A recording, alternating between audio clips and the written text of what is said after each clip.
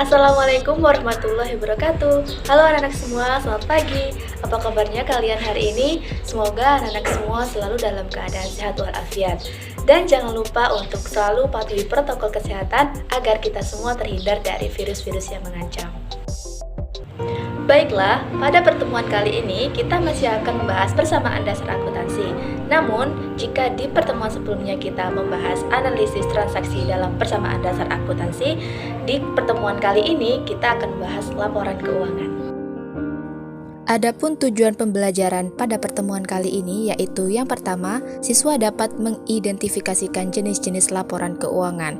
Yang kedua, siswa dapat menjelaskan unsur-unsur dalam laporan keuangan. Dan yang ketiga, siswa dapat menyusun laporan keuangan berdasarkan persamaan dasar akuntansi dengan benar, jujur, teliti, dan bertanggung jawab. Oke, kita langsung saja membahas apa itu laporan keuangan. Apa sih laporan keuangan itu? Laporan keuangan merupakan catatan informasi keuangan suatu perusahaan pada satu periode akuntansi yang dapat digunakan untuk menggambarkan kinerja suatu perusahaan tertentu. Nah, biasanya laporan keuangan ini dibuat 1 bulan sekali. Dan perlu diingat bahwa sebelum melakukan atau membuat laporan keuangan, kalian harus terlebih dahulu membuat persamaan dasar akuntansi, di mana persamaan dasar akuntansi itu sudah kita bahas minggu lalu. Ada 3 komponen utama dari laporan keuangan. Yang pertama yaitu laporan laba rugi, di mana laporan ini merupakan laporan yang menggambarkan jumlah penghasilan dan beban dalam satu periode tertentu. Yang kedua ada laporan perubahan ekuitas. Laporan perubahan ekuitas merupakan laporan yang berisi perubahan modal perusahaan dalam satu periode tertentu. Dan yang terakhir, nomor 3, yaitu ada laporan posisi keuangan atau yang biasa disebut dengan neraca. Nah, laporan posisi keuangan ini merupakan laporan yang menggambarkan posisi aset, liabilitas, dan ekuitas. Selanjutnya yaitu ada unsur-unsur dari laporan keuangan. Yang pertama kita akan bahas unsur dari laporan laba rugi. Ada 2 unsur dari laporan laba rugi ini. Yang pertama ada penghasilan atau income, dan yang kedua ada beban atau expense. Nah, penghasilan atau income ini merupakan kenaikan manfaat ekonomi dengan bertambahnya pemasukan atau aset, dan bisa juga dengan penurunan liabilitas. Dan yang kedua, beban atau expense merupakan penurunan manfaat ekonomi dengan berkurangnya aset atau terjadinya liabilitas yang mempengaruhi ekuitas, namun tidak menyangkut dari pembagian modal. Selanjutnya yaitu unsur dari laporan posisi keuangan atau biasa disebut dengan laporan neraca. Nah, ini ada 3 unsur dari laporan neraca. Yang pertama itu ada aset, yang kedua ada liabilitas, dan yang ketiga ada ekuitas. Nah, aset merupakan sumber daya yang dimiliki suatu perusahaan atau dikendalikan perusahaan dengan harapan akan menghasilkan arus kas di masa depan. Yang kedua, liabilitas merupakan tanggung jawab suatu perusahaan pada saat ini yang muncul dari peristiwa masa lalu, di mana penyelesaiannya itu akan membutuhkan sumber daya dari suatu perusahaan.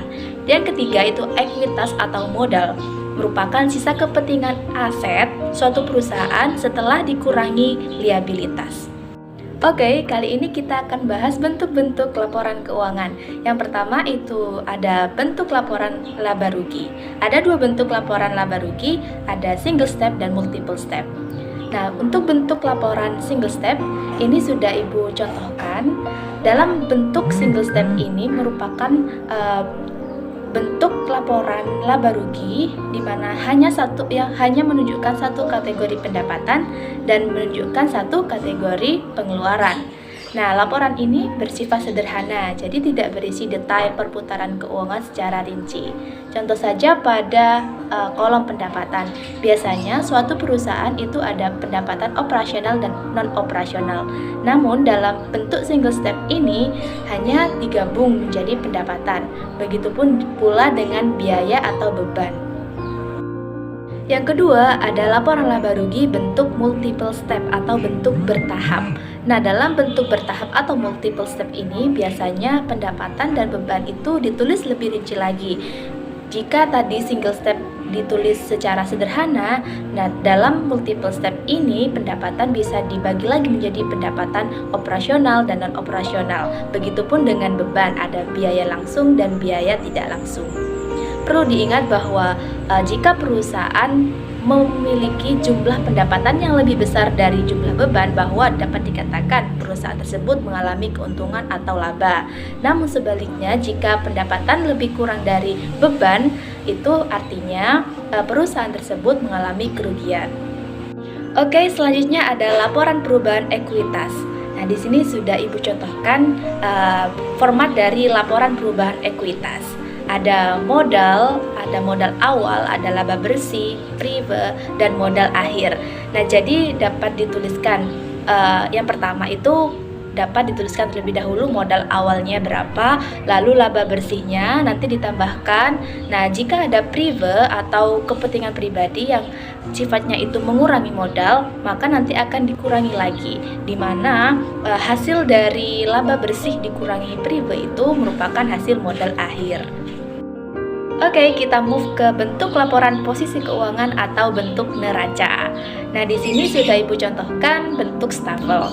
Nah, dalam neraca ini ada 3 unsur, ada aset, liabilitas, dan ekuitas. Dalam bentuk stafel ini biasanya dituliskan terlebih dahulu asetnya, baru nanti liabilitas plus ekuitas. Jadi mulai dari atas itu aset, ada aset lancar, dibagi lagi ada investasi jika ada, lalu aset tetap dan aset tidak berwujud. Baru nanti di bawahnya itu ada liabilitas dan ekuitas. Nanti hasilnya apakah aset ataukah liabilitas dan ekuitas itu harus balance atau seimbang. Selanjutnya itu ada laporan neraca bentuk skonto. Nah, laporan ini biasanya disebut juga bentuk T, di mana aset di sebelah kiri dan liabilitas dan ekuitas di sebelah kanan. Jadi, aset ditulis sebelah kiri itu ada aset lancar, ada investasi jangka panjang, ada aset tetap dan aset tidak berwujud. Nanti jumlah dari aset-aset tersebut ditambahkan. Nah, untuk di sebelah kanan itu ada kolom liabilitas dan ekuitas. Ada liabilitas terlebih dahulu di kolom di sebelah atas, baru di bawahnya itu ada ekuitas. Nanti hasil dari pertambahan liabilitas dan ekuitas itu akan tertulis dalam tabel liabilitas dan ekuitas ini, di mana nanti hasil dari kolom kiri dan kolom kanan itu harus imbang dan balance. Perlu diingat bahwa dalam laporan neraca ini hasil akhir harus balance. Apabila hasil kalian itu tidak balance atau tidak seimbang, itu artinya ada kesalahan penulisan dalam analisis transaksi di persamaan dasar akuntansi. Nah, agar kalian lebih paham terkait laporan keuangan, di sini sudah Ibu berikan latihan soal. Yang pertama, kalian disuruh untuk membuat laporan laba rugi. Di sebelah kiri sudah ada persamaan dasar akuntansi. Nah, jadi bagi kalian yang ingin membuat laporan keuangan, terlebih dahulu harus membuat persamaan akuntansinya. Jadi, membuat persamaan akuntansi dulu, baru membuat laporan keuangan. Di sini sudah ada contoh latihan soal servis sepeda motor DMD, laporan laba rugi periode Agustus 2020. Ada pendapatan usaha, yaitu pendapatan jasa sebesar 3.850.000. Nah, nanti ditambahkan menjadi 3.850.000. Selanjutnya di bawahnya itu ada beban usaha, ada beban sewa, listrik dan air, gaji, telepon, perlengkapan, dan penyusutan, di mana beban-beban tadi itu ditambahkan dan hasilnya ini 835.000. Nah, jumlah pendapatan dikurangi jumlah beban itu hasilnya 3.015.000. Nah, artinya perusahaan itu atau perusahaan tersebut mengalami laba atau keuntungan. Nah, selanjutnya ada contoh soal dari laporan perubahan ekuitas. Persamaan akuntansinya sama seperti yang tadi, dan di sini kalian membuat laporan perubahan ekuitas. Sebelum kalian membuat laporan perubahan ekuitas, terlebih dahulu kalian harus membuat laporan laba rugi. Oke, langsung saja. Modal awal sebesar 10.500.000, laba bersihnya sebesar 3.015.000 yang sudah dihitung tadi, nanti ditambahkan sebesar 13 juta, hasilnya 515.000. Dan karena ada prive, itu harus dikurangi lagi menjadi 100.000, dan hasilnya adalah 13.415.000 rupiah. Dan ini menjadi modal akhir dari perusahaan tersebut. Oke, latihan soal yang terakhir yaitu laporan posisi keuangan atau neraca. Nah, di sini sudah Ibu contohkan. Latihan soal Ibu kerjakan dengan laporan neraca bentuk skonto atau T, di mana aset sebelah kiri dan liabilitas ekuitas itu sebelah kanan. Aset terlebih dahulu dituliskan berapa. Ada kas, piutang, perlengkapan, peralatan, dan akumulasi peralatan. Totalnya itu sebesar Rp14.565.000. Dan di sebelah kanan itu ada liabilitas dan ekuitas.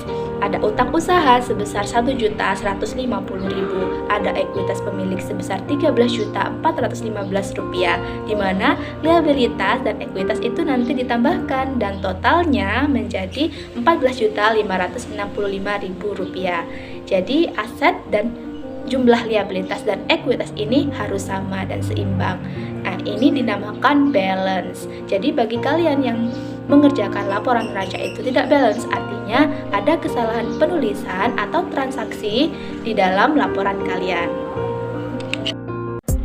Nah, sampai di sini materi laporan keuangan dari persamaan dasar akuntansi. Bagaimana anak-anak semua? Apakah bisa dipahami? Bagi anak-anak yang masih kesulitan dalam membuat laporan keuangan, bisa membaca lagi tentang materi laporan keuangan atau literasi dengan sebaik mungkin. Oke, semoga ilmu yang didapatkan kali ini bermanfaat. Terima kasih dan sampai jumpa. Wassalamualaikum warahmatullahi wabarakatuh.